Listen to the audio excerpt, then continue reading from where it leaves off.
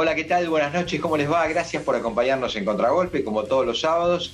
Y como venimos haciendo últimamente, porque nos parece que es útil para ampliar la mirada, para no dejarla tan sesgada a lo local, entramos de afuera hacia adentro, ¿no?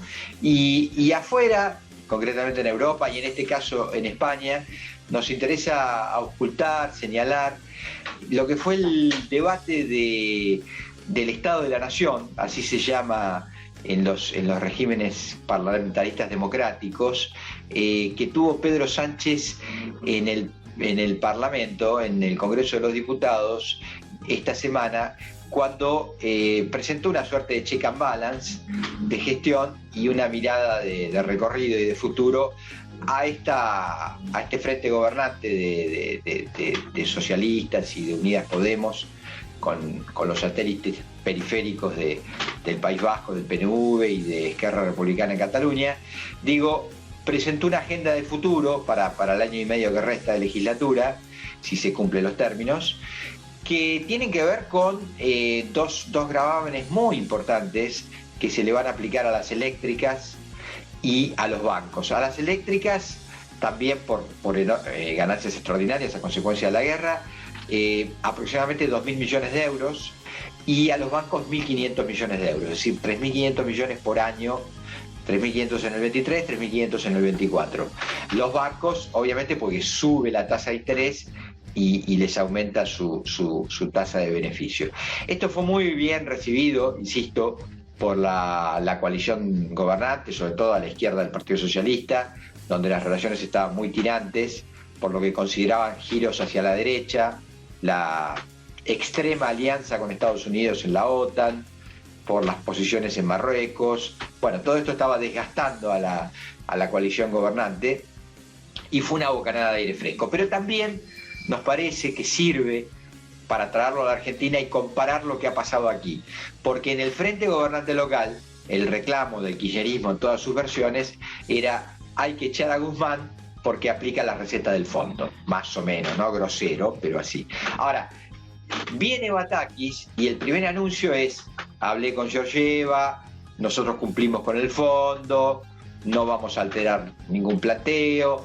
Habla de disciplina fiscal, habla de congelar los ingresos de la planta permanente al Estado, habla de gastar solo lo que entre, eso y déficit cero más o menos parecido. Bueno, y ya generó cortocircuitos al interior del frente gobernante, se ve mucho más claro en la Central de Trabajadores Argentinos, en Pablo Moyano, que anuncia movilizaciones, la cámpora por abajo ya respira con dificultad, y un silencio estampa de Cristina, ¿no?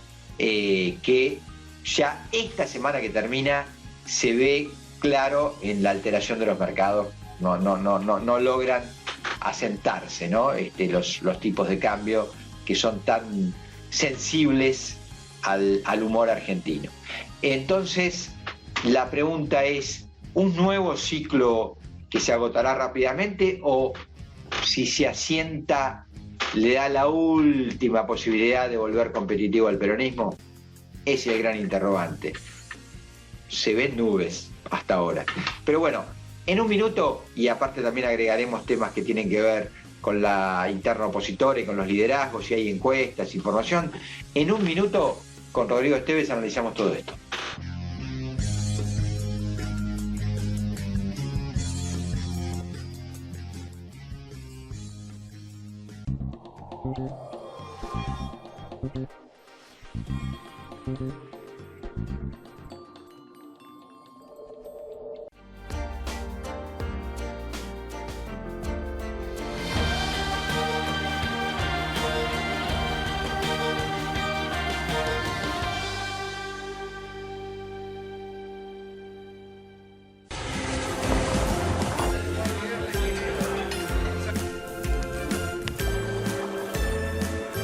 Este invierno te esperamos en San Juan para que te encuentres con todo eso que te hace bien. San Juan, renueva tu energía. Si algo nos pasa a los que vivimos en 3 de febrero, es que conocemos al vecino de al lado y también a los que viven a varias cuadras. Y eso nos encanta. Municipalidad de 3 de febrero. Del 16 al 23 de julio, vení a vivir la Bienal de las Esculturas a Resistencia. Artistas mundiales, nacionales y locales en acción, shows infantiles y música para todos los gustos. Peteco Carabajal, Agarrate Catalina, Miss Bolivia, Baglietto y Vitale y la Delio Valdés. Vivamos la Bienal.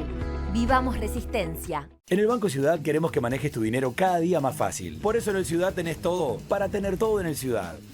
¿Tengo cómo pagar mi parte si salís sin FT? Sí, claro. Les envías dinero a tus amigos al celu y listo. Te mando mi parte. Me quedé a gamba. Tranqui. Con la app Ciudad cargas tu tarjeta de viaje en 5 segundos. ¿Y si quiero hacer un abadejo con vegetales salteados? Tenés la app del Banco Ciudad para pagarlo con QR y modo al toque. ¿Y si yo tengo manos libres para poner la clave? Tenés reconocimiento facial, pollo. Un golazo. ¿Puedo abrir una cuenta sin moverme? Sí, tenés una caja de ahorro gratis y la abrís online. Ok, pero se extrañó mucho los chistes de oficial de cuenta. Tenés un montón de sucursales. Pasá cuando quieras. En el Ciudad tenés todo para operar de manera simple, ágil y segura. Entrá al Ciudad. Vení al banco que te banca.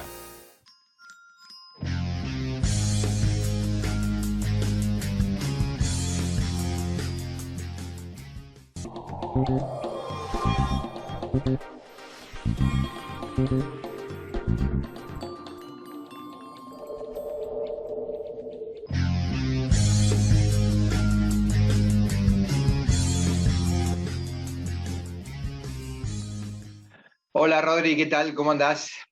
Muy buenas noches, Roberto. Buenas noches para vos y buenas noches para los amigos que nos siguen a través de Canal Metro. ¿Cómo estás vos?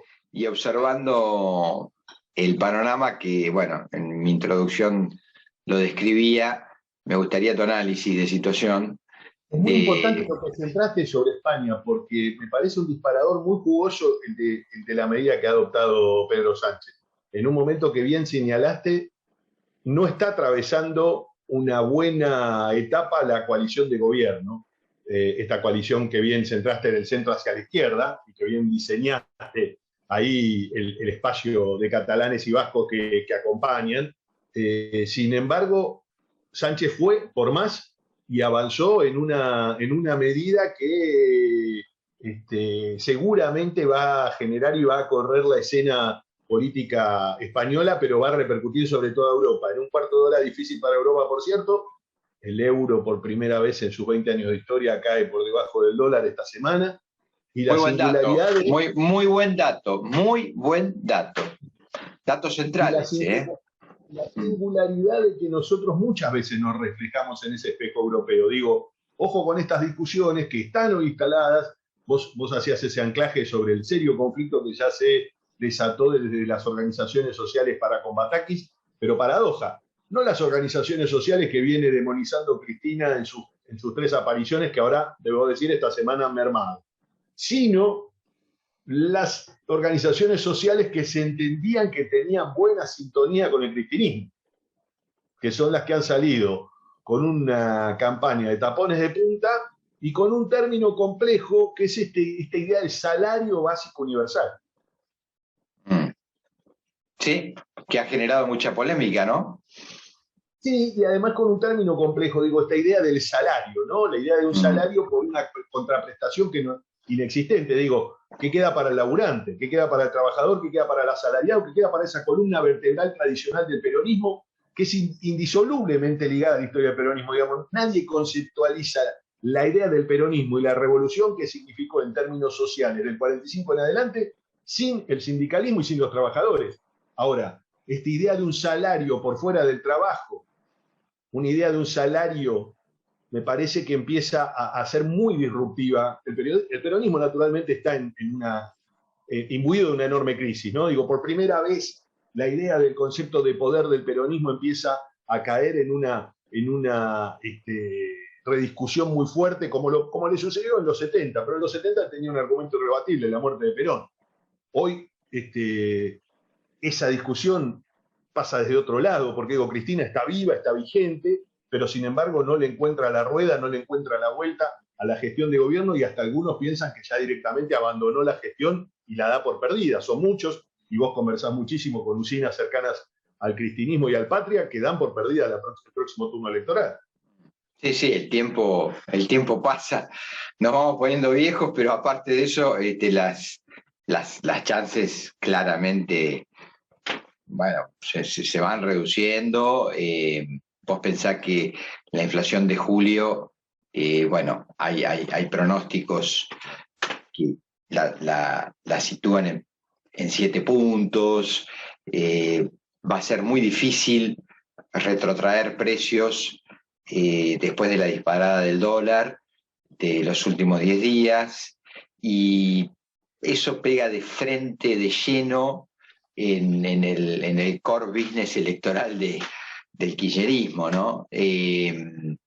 Por otro lado, también te digo, Rodrigo, que se observa, como se está observando en muchas partes del mundo, digámoslo, una atmósfera de agotamiento con los oficialismos, de desgaste, que aún con medidas propositivas de progreso, podríamos decir de alguna manera, el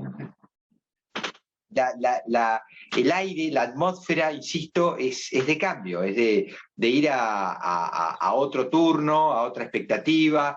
Yo creo que eso en la Argentina está muy, muy, muy ratificado, más allá de que del otro lado no termina de consolidarse un liderazgo a tutiplén, ¿no? Que uno diga, bueno, listo, ya está, sabemos que es este o esta.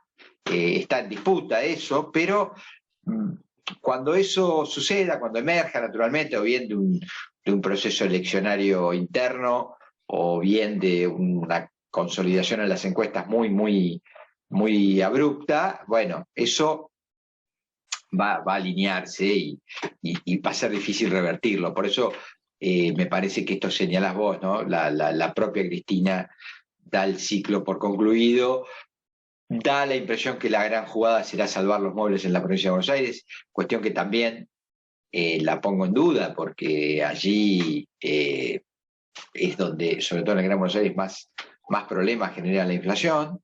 Y esto, bueno, está pasando. Ahora, sí, lo que observo en general, vos trajiste un dato muy bueno, que es que por primera vez en muchos años el dólar supera al euro. Se está registrando una crisis muy, muy grave, muy grande. Alemania le ha pedido, los gobernantes alemanes le están pidiendo a sus ciudadanos que sean breves en las duchas, porque va a haber poco gas.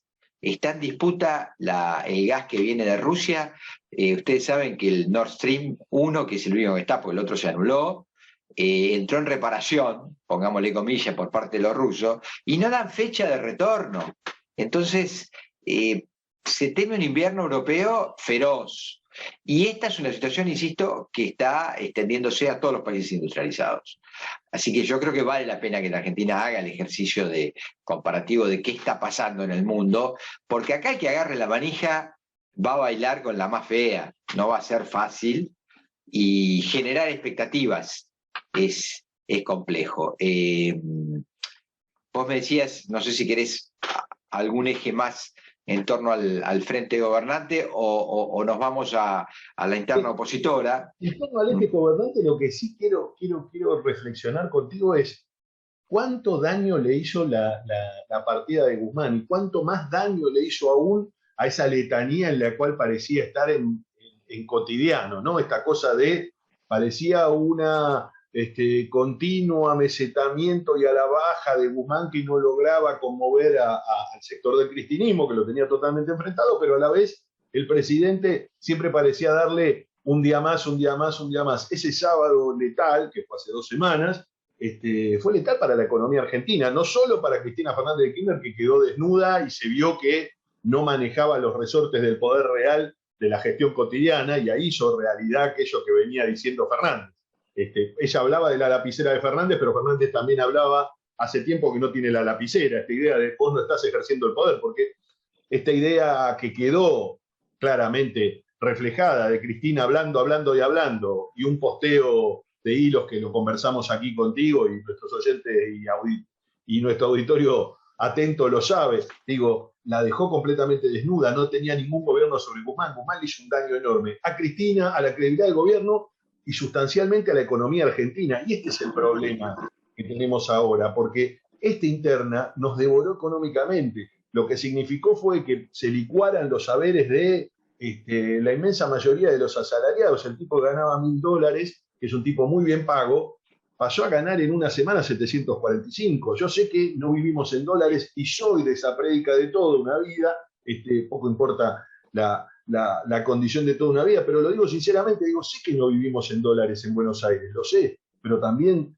sé que ir al supermercado para cualquiera de los que nos está escuchando o al almacén de Proxenia es una gesta épica, es decir, porque es una cotidiana de una inflación que nos está comiendo. Vos hablabas de esta tasa que se anunció esta semana, de este número que se anunció esta semana, y este número estuvo por encima de todos los anteriores, nos hizo un daño enorme. La ausencia de política económica y de diálogo económico de Cristina y de Fernández, esta posibilidad que Cristina le dio a los Melconian y a los Delgado, pero no a los Guzmán, nos hizo un daño enorme. Y lo otro que nos está haciendo un daño enorme es lo que le están haciendo a Batakis. Es decir, Silvina Batakis agarra la brasa caliente. Me hace recordar a algunos que agarraron la brasa caliente allá por los 80, finales de los 80. Tipos que agarran la brasa caliente a sabiendas de que la foto no va a ser buena. Es decir, en este caso es una dama, es la segunda dama en la historia que agarra el Palacio de Hacienda. Muchachos, un poco de respeto. Y a vos, que sos mujer y que sos la vice y que administrás poder real y que sos la líder, la lideresa, como le gusta decir a algunos, de un espectro importante de la militancia del peronismo. Pero pucha, una señal. Es decir, necesita eso, no pide mucho el mercado. El mercado es insaciable. Ahora, en estas cosas es sencillito. Si vos decís más o menos sí, se calman un poco. Si vos no aparecés, y empieza esto, que es esta nave en la que estamos, en la cual todos los factores de poder miran a Fernández por encima, se sonríen a su espalda. Y te agrego algo que sí creo vale la pena consignar.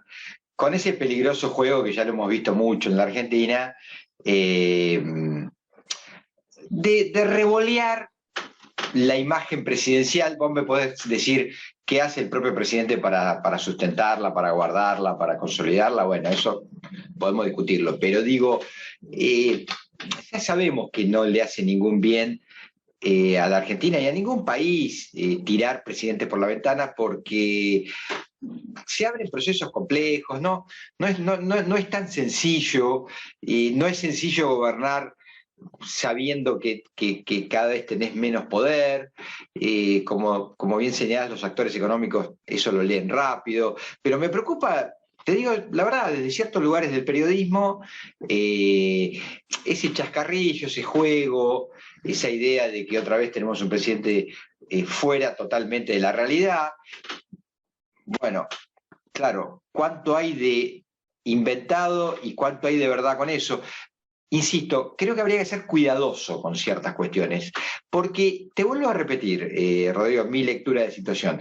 Creo que la atmósfera de recambio está muy instalada, la expectativa de que venga algo diferente a lo que hoy está gobernando la Argentina. Y el que venga va a tener una montaña de problemas. Entonces, esto no va de liquidar al que está malamente, porque va a agrandar los problemas que ya tenés. Pero bueno, nada, lectura de situación periodística, ¿no? Para tener la dimensión de lo que hablamos, vos hablás del otro espacio político o de los que están enfrente de la gestión. Sí. Y, por ejemplo, la crítica de los ruralistas, que esta semana estalló y que pide un paro y que se dispara en gran medida por la falta de gasoil. Hablábamos del conflicto del gas que desata el conflicto ruso-ucraniano, pero ese conflicto del gas es un conflicto también de los suelos nuestros, es decir, a nosotros también nos repercute, así como nos genera una enorme expectativa a futuro, pero nos falta mucha infraestructura. Ahora, lo que digo, es tal la tragedia del gobierno hacia adentro, y es tal la interna, y tan feroz y tan sobreexpuesta a la situación, que licúa los conflictos fuera, que son y muchos. Digo, alguno me va a decir, bueno, el campo siempre estuvo enfrentado al peronismo. No se puede naturalizar, y particularmente, primero eso, y segundo, particularmente, Fernández, que arrancó mal, porque arrancó con un ministro de bajo perfil, oriundo de Formosa, que se volvió a la gobernación de la provincia, después apostó a una reconstrucción del diálogo con un hombre genuino del peronismo y de buen diálogo con el campo, como es Julián Domínguez. Sin embargo, y a pesar de eso, digo, nadie le puede negar en el peronómetro a Julián Domínguez dónde está parado. Digo, sin embargo, y a pesar de ello, no pudieron reconstruir la ASO y se están comiendo un paro en un año donde todos sabemos que a Campo no le está yendo mal. Al contrario, te diría, ¿no? Te diría que al contrario, si alguien tiene la posibilidad, o los que tienen la posibilidad, o los que viven directamente en el corazón de la provincia de Buenos Aires, sur de Santa Fe, sur de Córdoba, el desfile de camionetas es incesante, se compran de a dos. Digo, el capitalismo es rentabilidad, ¿no? O sea, no hay nada que discutir, pero no se está hablando con un sector que le esté yendo mal, de ninguna manera, de ninguna manera. Y esto también me parece que vale la pena ponerlo arriba de una futura mesa de pactos de mínimas, como yo le llamo, ¿no? Pero bueno, hacías mención a lo que hay enfrente del gobierno, y ahí también las placas tectónicas se mueven, insisto, no da la impresión todavía de un liderazgo consolidado, porque Macri quiere ser... Sé que tenés números. Sí, tengo números de la capital nacionales y de la capital, de gestión de la capital, ¿no? De posibles sucesores. Es una encuesta en privado, hecho por un consultor para consumo interno, no está disponible en la opinión pública, por eso no doy el nombre, pero es en un escenario a presidente de A3, de tercios iguales entre Larreta, Macri y Bullrich, cosa que me sorprendió, sobre todo por lo de Bullrich, no pensé que estuviera tan fuerte, y de Macri no me sorprende, creo que Macri es el distrito que más le rinde, sin duda, y que demuestra su vigencia. Y después, en un escenario de sucesión de Larreta en la capital, hay un empate también, en este caso a 2, entre Jorge Macri, que parece ser el señalado por el PRO, y Martín Lustó, que hace ya rato viene manifestando o está en ese casillero de sucesores, ¿no? Y me da la impresión que va a ser por donde se va a jugar la interna de la capital, ¿no? No veo ningún escenario de que la capital cambie hacia el peronismo en cualquiera de sus versiones, de ninguna manera. Así que me parece que esto va a estar ahí, va a estar entre Martín Lustó y Jorge Macri, no veo otra cosa. Me deja inquieto primero hablamos de la nacional, ¿no? Digo, hablan de un escenario de 3, de triple empate, es interesante. En capital, ¿no? Es interesante. Ahora, no encuentro el lugar donde Omanes o Morales, que ahí ambos han manifestado su vocación de ser precandidatos, en el marco interno de Juntos por el Cambio, qué podrían hacer y dónde mover el amperímetro de ese triple empate, ¿no? A quién podrían rasparle un poco el caladero, porque ahí me da la sensación que hay algo en la falta de análisis que tiene que ver con si hay una instalación real de ambos. Para decirte un dato objetivo que le contamos a los atentos televidentes que nos siguen semana a semana. Morales este jueves estuvo en Lomas de Zamora, es decir, estuvo acá en el conurbano bonaerense pisando territorio ajeno para la historia del radicalismo. El radicalismo en 83 a la fecha jamás puso un intendente en Lomas de Zamora, un distrito importante de la tercera. A ver, para tener dimensión de qué es Lomas, Lomas es el que puso a Allende en el 58, pero también es el que puso a Eduardo Duhalde en los últimos años, digo, para tener mediana dimensión, ¿qué significó? Duhalde, el hombre que rompió la lógica del peronismo en el 88, cuando cierra con Menem y resuelve la elección de la derrota de Cafiero, y después, sin lugar a dudas, del 91 en adelante, ha sido uno de los grandes electores del peronismo bonaerense. Sé que eso es un gran afecto a la historia. Duhalde lo va a ver a Cafiero y dice, bueno, yo quiero ser tu vicepresidente, y Cafiero dice, no podemos ser 2 del Gran Buenos Aires, tengo que traer uno del interior, y cierra con José Manuel de la Sota, ¿no? Y Duhalde se va con Menem. Esa es la historia, ¿no?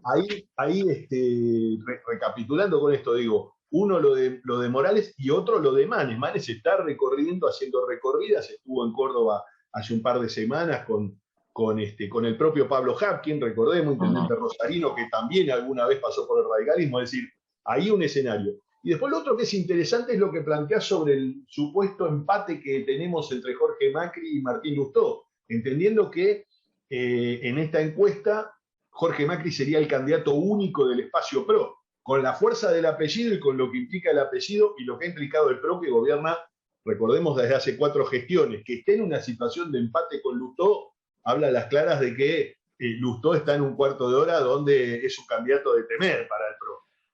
Bueno, no te olvides que en una elección que habría que, bueno, no le pongamos mucho la lupa, digo, pero en el 15 casi Lustó le arrebató la hegemonía, porque Lustó ahí no estaba dentro de ahora alianza común o frente común, y casi le arrebata la alcaldía a Larreta. Esta semana, debo decir, Lustó Rodríguez Larreta, junto con uno de sus ministros del gabinete, que es un ministro radical, estuvieron recorriendo algunas de las primeras escenas que brindó un programa que anunciaron hace algunos meses, nosotros lo conversamos acá, un programa de empleo joven. Ellos estuvieron recorriendo las empresas que empezaron a potenciarse con ese programa de empleo joven. Es decir, insisto en esto, Larreta con Lustó recorriendo escenas que tienen que ver con las gestiones del Ejecutivo. Un dato, claro, ¿no? Un dato. Bueno, ya lo señalaste vos y nos tenemos que ir con esto, nos tenemos que ir. El famoso locro, ¿no? El famoso locro donde va Larreta, que es un locro radical, ¿no? Fue el 9 de julio, creo que fue. El 9 de julio fue, sí, el 9 de julio. Claro, el locro patrio. O sea que hablando del 9 de julio, no fue el 9 de julio. Fue el 25 de mayo. El 25 de mayo.